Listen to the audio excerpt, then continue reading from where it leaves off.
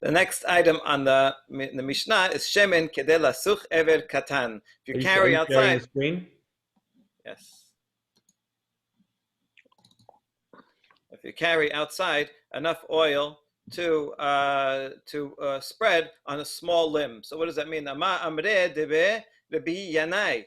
The school of Rabbi Yanai had a taught shemen kedei lasuch eber katan shel katan ben yomo. It's the smallest limb, the pinky toe of a child 1 day old. Okay, now the smallest of the smallest, pinky of a baby, of a newborn. Meti, that's really a little, right? Meti, so he's the most machmir opinion. Metibe, however, we question this from challenges from a Braita. Shemen kedei lasuch eber katan ve katan ben yomo, which sounds like either or, to either the smallest limb of an adult or or a child. My love eber katan de gadol, eber gadol sher katan ben yomo. So the smallest of an adult or the biggest limb of a child, biggest finger, thumb, let's say, of a baby, right? So either or, not and. So that's a question. Amri lach deber Rabbi Yanai la hachi kamar shemen kedei lasuch eber katan shel katan ben yomo. Rabbi Yanai's school would say, no, that's beraita. We can interpret according to what we said. Instead of reading it vikatan, just say of a katan. Just take out the vav and take out the second katan, and then we can interpret it our way, that it's both. So he's the most machmir. Now we're going to continue along this in the subject, looking at two other opinions. It seems that these two possibilities is actually already a machloket of the Tanaim. Shemen kedei lasuch eber katan, vekatan ben yomo. Divrei Rabbi Shimon ben Elazar. Rabbi Natan omer kedei lasuch eber katan. So the first opinion, the anonymous opinion, says a small limb and that of a baby. So this is like, either or. Rabbi Natan says eber katan and leaves it blank. My lab behakami palge. The Rabbi Shimon ben Elazar about eber katan shel katan. So it looks like Rabbi Shimon ben Elazar, if he says both of these things, we're trying to interpret it to mean the pinky toe of a baby. And Rabbi Natan about eber katan de gadol or eber gadol de katan. Since he only said one phrase, eber katan, it means the small limb of an adult, or it would be it would be somewhat equivalent to the largest toe of a child. And so you have machloket. These two different interpretations we had before, perhaps is argued already by the anonymous Tanakama and Rabbi Shimon ben Elazar. Aval eber katan shel katan ben yomo lo, and according to the second opinion, so according to Rabbi Shimon ben Elazar here, sorry, the first opinion is Rabbi Shimon ben Elazar. The second opinion is Rabbi Natan. According to the second opinion of Rabbi Natan, it's only a big one, but if you had both, lo, then you would be okay. You would be allowed to carry that much. Now we reject this. Lo, dekula eber katan de katan ben yomo lo. Now everybody agrees that tiniest amount of a baby's pinky finger would not be sufficient. That this patur, you could carry that. Beleta de Rabbi Yanai. And neither of them agree with Rabbi Yanai. So Rabbi Yanai is the one up here that said both criteria, that's the smallest amount. Right? We tried to line it up and say that Rabbi Shimon ben Elazar agrees with Rabbi Yanai, and Rabbi Natan says either or, and we reject that. Nobody agrees with Rabbi Yanai. And that machloket over here is about two larger measurements. Rabbi Shimon ben Elazar sabar eber katan de gadol, eber gadol de katan ben yomo. Ki hada de'ninhu. Rabbi Shimon ben Elazar says these two are the same, the pinky of an adult or the thumb of a baby. Rabbi Natan sabar eber gadol, eber katan de gadol in, eber gadol de katan ben yomo la. He thinks they are different measurements, and the smallest of the pinky of an adult is okay, meaning is liable. It's not allowed. That's too big. But the biggest toe of a baby is okay, is exempt. It's smaller. Okay, so we can interpret it this way. And what is the conclusion? Tashema detanya, and yet another braita, Rabbi Shimon ben Elazar Omer, Shemen kedei lasuch eber katan, shel katan ben yomo. This braita goes back to what we had before, and in fact, according to Rabbi Shimon ben Elazar, it means the smallest limb of a baby. And so that is the conclusion. Although we have offered a second interpretation, we're going back to the first interpretation, in which Rabbi Shimon ben Elazar agrees with Rabbi Yanai. So we're with Rabbi Yanai all along, which is the most hamur opinion. It's the smallest amount possible, and that would be chayav if one carries it. That's very tiny, practically. Yeah, a dab, right? The tiniest dab of oil. Mm-hmm. Okay, but it's kind of cute, right? A little pinky toe of an infant. Mayim kedeh lashuf behen et hakilod, enough water to mix with this eye, to put on the eye bandage that you put together with other items like egg whites. Amar Abaye, mikedi kol milta deshchicha vela shechicha, azur banan bata deshchicha lekula. Whenever we have a dual use, some item can be used for multiple things, and something then, if it's something that is used often that way, and something that is not used often for that, the rabbis are going to pick the thing that's used most often. Shechicha or shchicha, azor banan bata de shchicha lechumra. Sorry, I missed the word lekula. Right. If you have a common use and an uncommon use, then you would go by the common use, and even if it's more lenient. If it's a common use and a second common use, but equally common, then the rabbis will follow the one that is smaller to be machmir. So let's see how we apply this principle. Yayin shetiato shechicha refuato la shechicha azul rabbanan batar shetiato de shechicha lekula. So wine, it's often used for drinking, but it's less uncommon to use it for medication. So therefore, it is used for medication sometimes, also part of that eye medication. So therefore, the rabbis follow the common use, which is for drinking, and that is the ribi'it, which is the bigger amount of the two. So the rule applies just fine. It makes sense.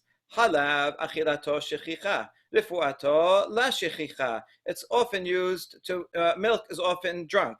It's sometimes used as medication, but not as often. And the drinking, the amount that you drink is bigger than the amount you use for medication. So, azur banan achar achilato lekula. Good. Devash hani achilato shechicha refuato shechicha. It's used for eating, but it's just as often used to put on a wound, to protect the wound. And so, since it's same, azur banan batarefuato lechumra. So here we follow the smaller amount that you put on a wound, which is more machmir. So all these fit into the category. We don't use honey today so much. Were you trying to? Did you interpret that differently on purpose? So shchicha and shchicha don't necessarily have to be equally shchicha. They just fit in, at least hit that category if it's common. They don't have to be equally common. Any reason you said that? Well, common compared to what? It has to be common compared to. It's an objective standard, or how use it 4 times a year, or has to be for that item. What's the most common use of it? So okay. If it's used a lot more for something else. I mean, water in general is used a lot more than all the honey put together. So I think it's comparative. It's relative. So the rule works. I like Abaye's rule because it's really conceptually phrased, right? Usually the sages express themselves only through examples, and we have to derive it. But here Abaye is being very explicit about the conceptual, the rule that he's using. Ela mayim mikedi shetiato shechicha refuato la shechicha. Ma'ita mazor banan batar refuato lehumra. So water, most often it's drunk. Only a little bit, less than that, to use it for, you mix with other things to put on, to dress an eye wound. And so why the rabbis in this case follow the less common uses to be machmir. Amar Abaye, begalila shanu. Oh, you know what? This baraita, this Mishnah was taught in the north. And in the north, they more often drink wine than water. The water there was not so good. And so they would, therefore, they used water more often for cures than for drinking. Okay, that's one possibility. Rava amar afilu tema bishar mekomot kidishmuel. Tama Shmuel kol shakyane masu umtaleli. The barimaya the masu vela metaleli. Or it could be other place. Shmuel said that when it comes to resolving eye problems, other liquids they heal, but they're cloudy, make the vision cloudy. But water makes it clear, fixes it, and also makes the vision clear. And so Shemuel is saying that even other places, water is used very often, often enough, and so that is considered a primary use of water. Okay, next item, shar kol mashkin b'revi'it. Everything else, all other drinks, the minimum amount, if you carry it outside, to be chayav is revi'it. Revi'it halog means about 3 ounces. Tuna banan dam v'chol minei mashkin b'revi'it. Good, we have a Tosefta that says this about blood as well. Rabbi Shimon ben Lazar omer dam kedei lichol be'ayin achat sheken kohalin lib rakit. Now, of course, blood is not going to be drunk. Instead, it's used to apply to one's eye. If there's a wart on your eye, this is a good item as a cure. What kind of blood? That of a wild chicken. Rabban Shimon ben Gamliel, not to be confused, this was Rabbi Shimon ben Elazar, this is ben Gamliel. He says, no, dam kedei lichol bo ayin achat kedei sheken kohalin leyarur. You put the blood on to counteract a cataract. What kind of blood? Dema dichrushtina, the blood of a bat. So you see that the Chinese are not the only ones to use bats as for medical purposes. So try not to do this one. V'simanich gava legava, bara lebara. And to remember these two opinions and medications, that which is inside, in other words, the cataract, which is inside the eye, you use a bat blood because the bats live inside a cave, and the one outside, the wart that's on the outside, you use chickens that run around outside. B'ameh devrim amorim b'motzi, avam b'matzniya kol shehu chayav. Okay, so Sefta says all these things in the Mishnah that we mentioned, that's bemotzi. That's when you carry them outside. But if you hold on to them, in other words, if they are important enough to you that you would store them, and you carry them outside, then even the lesser amount, right? If you're the kind of person that you have a carton of milk and there's just 1 ounce at the bottom, or less than an ounce, and you still hold on to it, then even if those few drops of milk, if you carry them, it's even a tiny bit. And those measurements in the Mishnah are only for the standard person who does not keep them, but if he carries them. Rabbi Shimon omer b'ameh amorim b'matzniya, aval b'motzi eno chayav ela b'revi'it. He switches it around. Seemingly, he would have a different word in the Mishnah. And the opening of the Mishnah. So he says, what are these measurements in the Mishnah? When do we say them? That's only for someone who stores a mouthful of milk, for example, right? So that's like a strange person who does that. But motzi, someone who does not store that amount, and a standard person that just carries out some milk, the standard would be revi'it. So revi'it is the standard for most people, according to him, unless they do less. According to Tanakama, the standard is those amounts, varying amounts for each thing, unless a person stores even a smaller amount, in which case it would be less. So Rabbi Shimon, this is Rabbi Shimon Bar Yochai. We already had 2 Rabbi Shimons. This is a different one. This is Rabbi Shimon Bar Yochai. He's more mekel in this regard. Modim hachachamim l'Rabbi Shimon b'mosi shofachin l'shut harabim sheshi'oran barvi'it. But even the sages agree with Rabbi Shimon that if you have wastewater and you carry out wastewater, that would be a revi'it. Wastewater, it's sturdy. You already cleaned the floor with it or something. But they would recycle water and use it for many purposes. So how do you think they thought about this in terms of, or at least, what was it, Rabbi Yehuda? That he has different shiurim for different people, and if it's important to you. So how would you give hatra'ah on something like that? Oh, right. You have to say, do you know? Right. You see the person walking outside with, half an ounce of milk, and right. Then you'd have to say, maybe you know the guy, right? And you know that he in his house he always keeps that tiny bit of milk. You have to say, I know you keep that milk, and therefore, according to you, that you think, right? You have to know that. Okay, good. Well, this is going to come up again.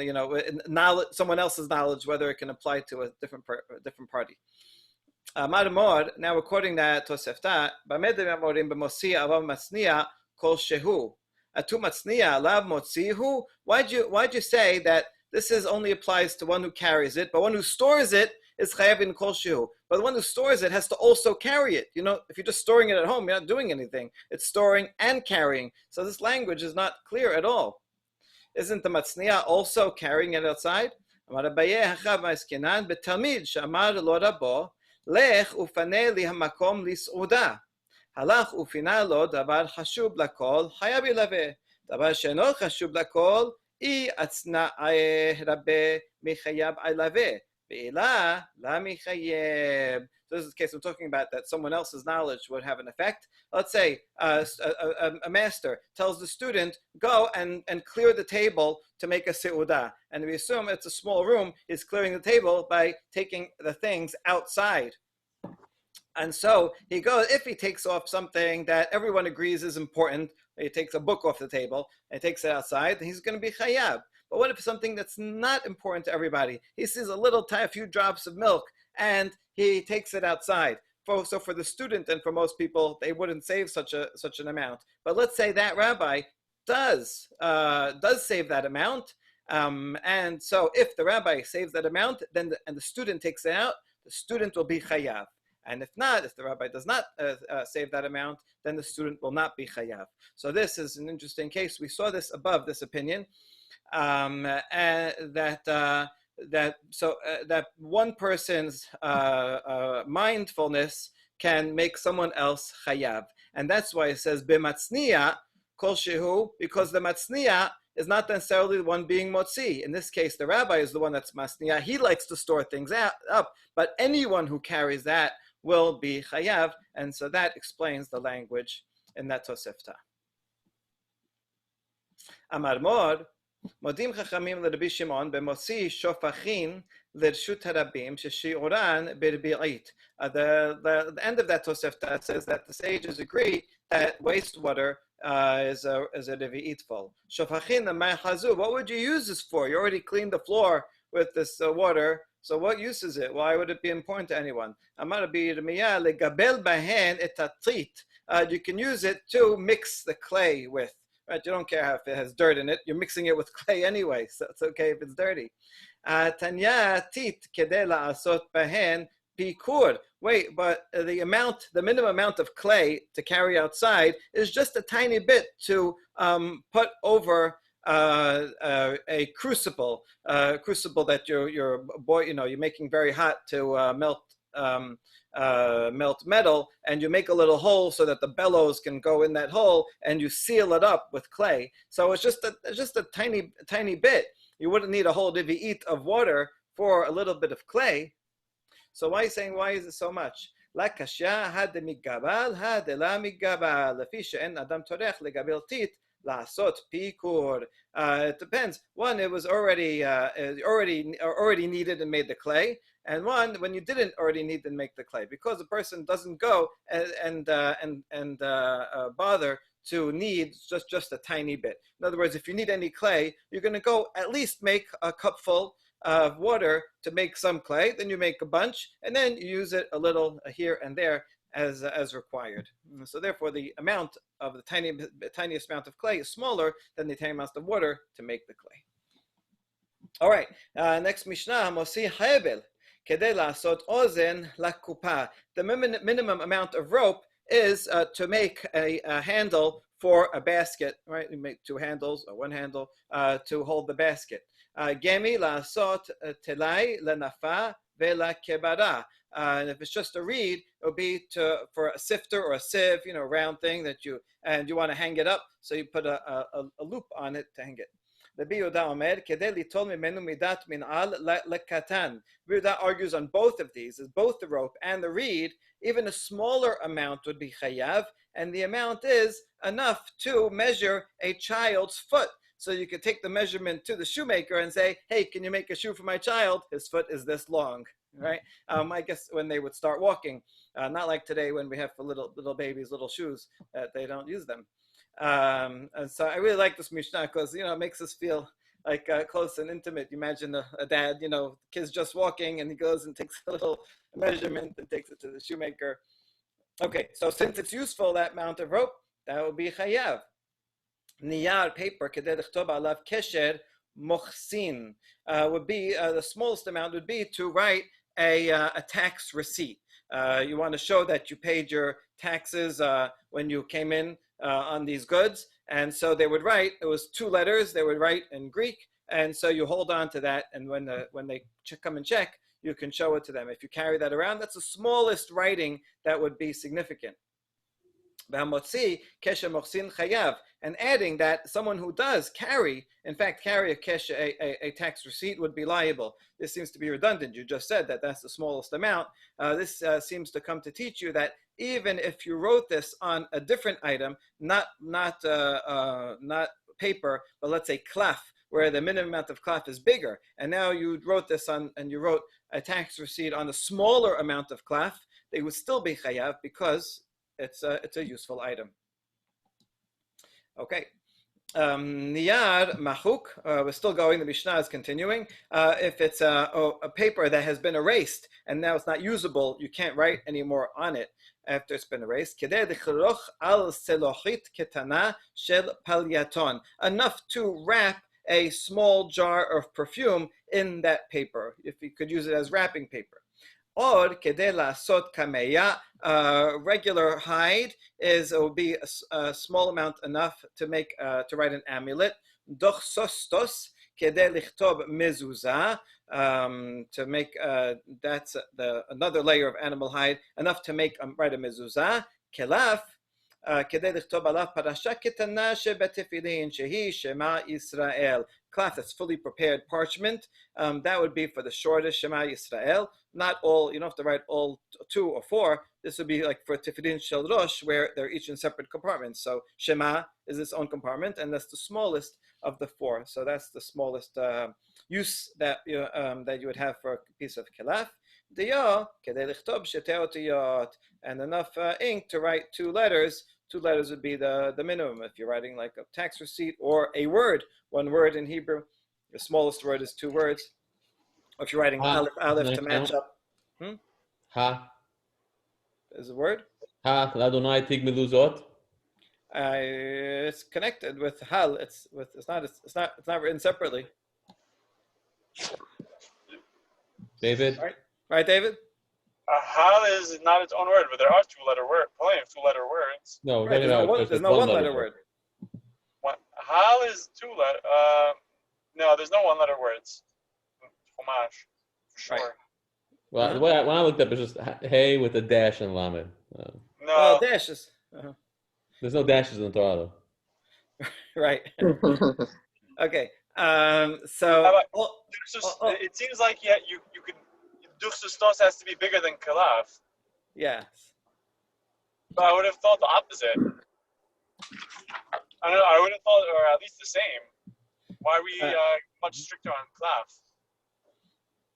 Right. It's not of as high quality, and maybe could not be written so small and put into a tefillin. Okay. Kechol, blue eyeshadow, like kachol v'lavan comes from this. Kachol, kedei lichol ayin achat, enough to put eyeshadow on 1 eye, which is a pretty strange thing to do. Why would you ever eyeshadow 1 eye? If you're covering up one side of your face.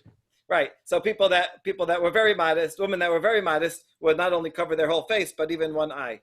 Right. It puts the modern Muslim woman to shame. Right. You uncovered 2 eyes. What a. So this word likhol, we used it before, and it meant to apply. Is the etymology coming from this word kahol, and to apply eyeshadow? But like kahol. No, before we used it when it was Oh, we not. used it for blood. Yes, Yeah. right. So that's borrowed because you apply something to the eye. You apply blue eyeshadow to the eye, then it's borrowed for something else that you apply to the eye. Yep. Okay. Debek kedeli ten berosh hashaf. Glue you put on top of a branch to catch when a bird lands on it, it got stuck and you catch it. A glue trap. Zefet vegofrit kede laasot nekeb. Tar and sulfur, you'd make a hole in a vessel, and then you seal up the hole and make a smaller hole. This would be like the children's Tylenol bottle liquid, right? You'll take off the cap and it has a little cap with a tiny hole in it, so that you can just squirt out a bit at a time, right? That would be they would keep mercury. Apparently, they would keep in these things. Harsit kedei lasot pikur shel sorfe zahav. These small bits of earthenware that you'd make a hole in the bellows and then cover up so that you could put the small hole in the crucible and then put the bellows in so that no air escaped as you're pumping it in to make the fire hotter. The biuda omer kedei lasot pitput, enough to make a tripod, put the crucible on a tripod. Subin kedei liten al pikor shel sorfe zahab. The bran you put on top and keep the heat in, and so other opinion says the bran you would put inside and burns very hot. Seed kedei lasud subin, bran is an outer shell of a wheat kernel. Seed kedei lasud ketana sheba banot. And lime, which is a depilatory, is to put on a small girl or a section of a girl to take off her hair. Rabbi Yehuda Omer kedei lasot kilkul. Rabbi Nechemia Omer kedei lasud undapi. Rabbi Yehuda said no, that you would use that little bit of lime to put on the hair on their head so that it's flat. And Rabbi Nechemia says it would remove hair along the forehead. So that's what a little bit of lime was used, and those would be slightly different measurements, each one. Okay, that's the Mishnah. Now, as for the rope, Chebel nami lichayeb kedei lasot telai lenafa ve'la kebara. How come the rope wouldn't be used to put on the sieve or a sifter? How come only for a basket? Because the sifter is very delicate, and the rope is too hard. If you put the rope on there, it would break it. So we only use a reed to put on the sifters. If you have a wicker basket, then you would make the loops with these hard palm leaves. That would be the minimum amount. Sib, Acharim omerim, kedei liten al pi mashpech katan lesanen et hayayin. So this, right, another part of a softer part of the palm leaf called bast, Acharim omrim. They say another Gemara that this means the Bima is called Acherim. That would you'd put it in a funnel, and you put this stuff in the funnel. You pour the wine, and it would act as a filter to filter out the dregs of the wine. Revav, grease. Kedei lasur tachat ispagin ketana, to put under a small cake so that it won't stick to the pan. Vekama shiura kasela. How much is that? The same size as a coin just like this. Another Baraita said a small amount of grease is a dried figful, but actually those are the same amounts. Mochin kedei lasot kadur ketana vekama shiuro ke'egoz. Mochin, a soft cotton, enough to make a little ball. You put stuffing for a small ball. How much is that? The size of a nut. Niyar. Okay, now back to the tax receipt. Tana, Tosefta says, Kama kesher mochsin shete otiyot shel kesher mochsin. Okay, that's parentheses. So it's two letters. That's what the tax receipt looks like. Urminhu, however, we have another baraita. It says, המוסין נייר חלק, אם יש בו כדי לכתוב שתי אותיות חייב, ואם לאו, פטור. And according to this, it's if you have space to write 2 letters, yes, otherwise no. And this seems to be just 2 letters. Right. And so the difference, it looked the same. Difference is that usually kesher, shel kesher shel mochsin, it makes more sense if you have these words. Usually they're written in Greek and they're bigger letters. Greek letters are written bigger. And this baraita, doesn't say anything about that. It just says 2 letters, which sounds like Hebrew letters, which are smaller. And so that's why these two are intention. Amar of Sheshat, my sheteotiyot shel kesher mochsin. He's going to interpret the second baraita the same as the first. When it says 2 otiyot, it means 2 large letters, the Greek letters that you would write in a tax receipt. Okay, that's Rav Sheshat's answer. Rava amar shete otiyot didan, ubet achiza dahainu kesher mochsin. He says, no, the second baraita is talking about Hebrew letters, same as our letters, and this is talking about when it also has a handle, extra paper that you can use to hold it without covering the letters, and so that is equivalent to to the first one. If you have no white space to hold it and you have only the big letters, that's the same amount. Okay, so it ends up being the same. Metibe, there's a question on Rava. They have the same conclusion. Sorry, they have the same conclusion. The last I guess paragraph of Gemara without the same wording, right? It doesn't have the idi hachiura. Right. Yeah, these will both be the same, but yeah, it's just exactly. It's 2 different ways of interpreting these words.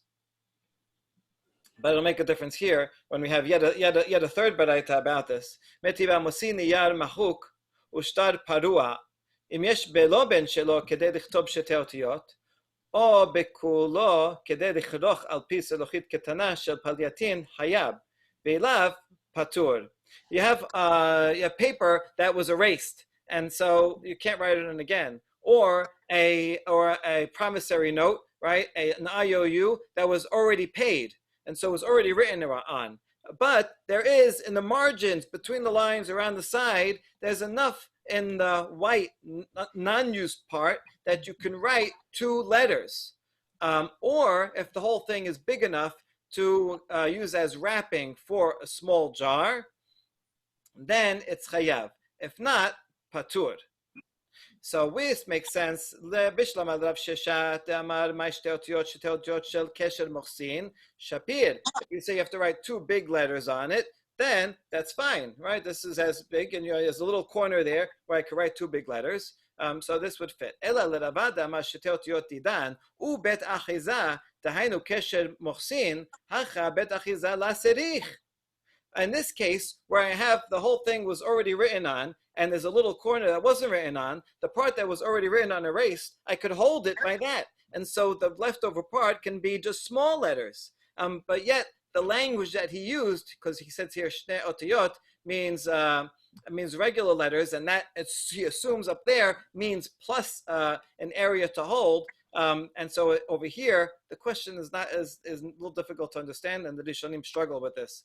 But it's something like over here, when he says shte otiyot, he assumes also that would have to have some extra space to also hold on to it, but you don't need extra space to hold on to it because you have the part that was already pre-written on that can be used as a handle, and so therefore this is understood as a contradiction, kashya, and we leave it as a question.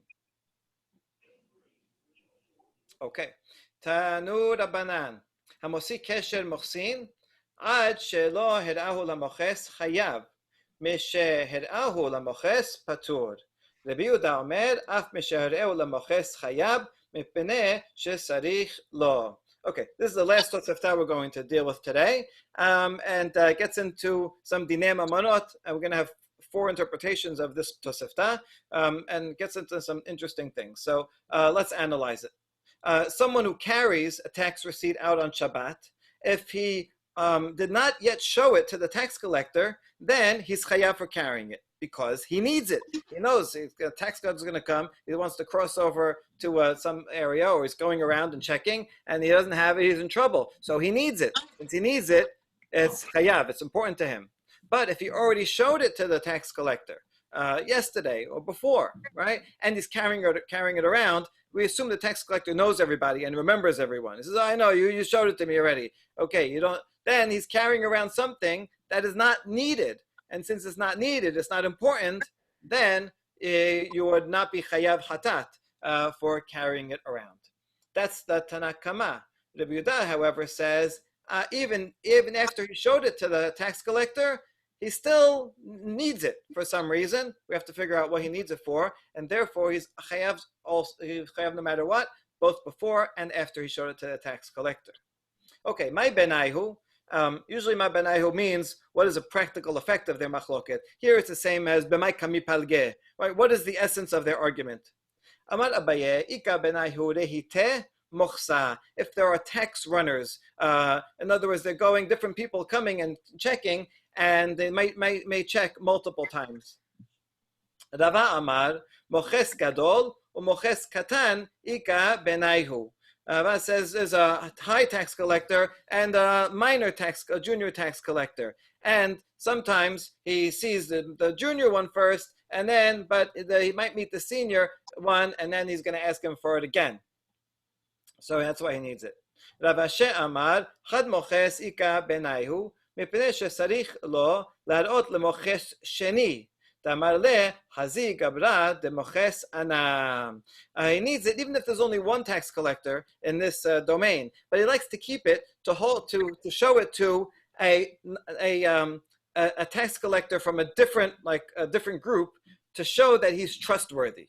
Right. In other words, the taxes then were not done actually by the government directly, but they would hire, people to check the taxes. So there might be one for customs officials, and there might be another for something else altogether, to pass the bridge or whatever. So he's holding on to one, not to show it to the authorities that he actually have to see it, but to show it to other people to say, it's just saying, I'm a trustworthy person. Okay, so those are the three opinions. Now, related a matter. Tanura banana mosish shetat hob al shelo perao chayab mishe perao patur.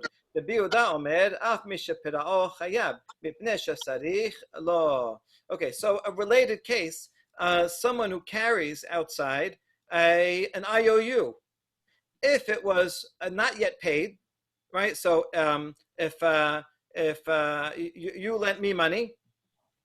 I'm sorry, if I lent you money, right? I lent you money, and now I have the IOU that you gave me. I'm carrying it around. If you didn't pay me back yet, obviously, this is an important document to me, so I'll be chayav. But if you already paid me back, then this document has no use. I cannot use it to collect more money. It's already paid, so therefore patur. Rabbi Yehuda, however, says, Af mishe perao chayav ipnei shesarich lo. Even after it was already paid, still need it. I still need it, and so therefore, I can, even if I carry it around after it's paid, I'm chayav. So you see that this is a parallel machloket to what we saw before with the tax document being similar to this. My benayu. So again, what is the essence of their machloket? My b'may kami palge. Amar Rav Yosef, asur lishot shetar parua ika benayu. Rabanan sabre asur lishot shetar parua. Rabbi Yehuda sabar mutar lishot shetar parua. The difference is whether you can keep a shtar that was already paid, right? The Banan say, I'm not allowed to keep it anymore because as long as I have it, you already paid me back. As long as I have it, I can go and I can demand payment again. And so, right, so therefore, I'm not allowed to have it. And so since I'm not allowed to have it, it has no use. And so I can carry it around. But Rabbi Yehuda says I can carry it around. We'll see why in the second one. But since you're not allowed to have it, it has no use. It's prohibited to own. You can't own it. I have to give it back to you. If I have it, I have to give it back to you, or I have to tear it up. Mm-hmm. Okay, so since you're not allowed to have it and you carried it, there's no use, right? No, there's a use. The problem is there's still a use. It's a prohibited use. I mean, I can't. Well, it's a prohibited use for everyone. Both of them agree you can't go have the guy, you can't be Tovea him again. You can't ask him for the money again. Question is, are you allowed to own it? You're not allowed to own it. So they say, since you're not allowed to own it, you're patur? Okay. Yes.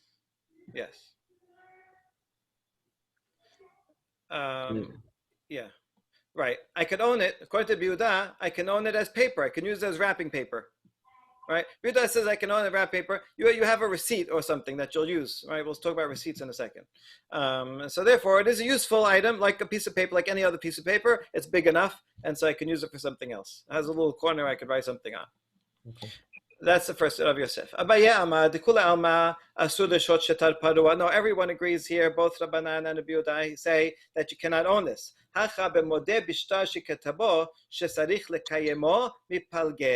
Tana Kama Sabar Modeh Bishtar Shiketabo Sarich Lekayemo. Rabbi Yehuda Sabar Modeh Bishtar Shiketabo and Sarich Lekayemo. All right. So this is talking about a case where I had a document, right? I lent you money. Okay, so I have the document, and now I come to say, can you pay me? If you say that, if you can come and say this document is a forgery. If you say document is a forgery, right? Never signed that thing, then I have to go produce witnesses. I have to find the witnesses that signed this document, and they have to say, yes, those are our signatures. Or if they're not around or they're dead, I have to find someone who recognizes the signatures to validate the document. Okay, everyone agrees that the borrower can say it's not valid, and then the lender has to go and validate. The machloket here is about a different case. If the borrower says, I did write that document, but I paid it back already. If he says that, right, then do I have to validate? Now, the Tanakama, the first opinion here says, since you admitted that we wrote this document, you admitted that's an authentic document. The Biuda says, Tanakama says, says, even though you agreed that we wrote this document, since you said that you paid it back, I have to go now and authenticate it, right? Because like you could have said that it's an authentic document, so I do have to authenticate it. The Biuda says, that I don't have to. Now, if we assume that this is a case where the witnesses are gone and nobody knows to authenticate, there's nobody around that knows them. So, does this document have any worth? According to Tanakama, who says, I have to authenticate it, and I cannot authenticate it, so the document has no value. I can't collect a loan with it. However, according to the Bihuda, who says, I don't have to authenticate it, right? And as long as you admit that it is a real document, even if you say, but I paid it back already, I can still use it to collect from you. Therefore, it is a useful document, and I would be chayav if I carried it around. So, according to this, my ad shelo pera'o u mi she pera'o ad sheyomar love parati velo parati. So we have to just fix the language a little. It doesn't mean if he didn't pay yet or he paid. But rather read it as he says I repaid, or he says I didn't repay. It's about the claim, not about whether he actually did. Okay, that's the second opinion. Third opinion is Rava. Rava amar dekule alma modeh bishtar sheketabo shesarich lekayemo. Everyone agrees that you have to authenticate it. If you if you say that you paid already. This machloket is about whether we allow the writing of a receipt. Tanakama sabar kotbin shobar, Yehuda sabar and kotbin shobar. First Tana says, let's say I say come pay the loan, and you say fine, I'll pay it. But the problem is I lost the document. I don't know. I have it. It's in the safe deposit. I can't get it now. So I say, listen, pay me now. I'll write you a receipt, and you'll hold on to the receipt. And therefore, then if I come when I find it, if I say pay me again, you'll have the receipt. So Tanakama says, yes, we can write the receipt and demand payment. in exchange for the receipt, even if it doesn't, if I don't have it. The Yehuda says, no, it's not fair to the borrower. Now the borrower has to worry about carrying this receipt all the time for the next 100 years, right? And what if he loses the receipt? Then I might go produce it and have to get it again. So we don't impose that on the borrower. And so if there's no receipt, sorry, you don't no need to pay. If I can't produce the loan document. So he says en kot bin Shabbat. And so this has a difference between and the loan document. According to Tanakama, since you have a receipt and I carry around the loan document is worthless because you have a receipt. According to the Yehuda, we don't write receipts, and therefore every loan document will be significant and chayav. Last one, we're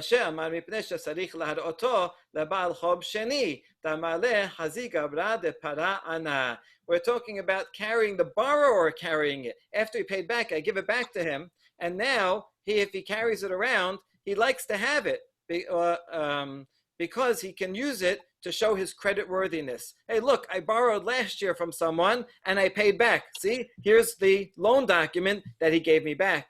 And so it's important to him to have it, and that's why it would be chayav according to the Yehuda in that case.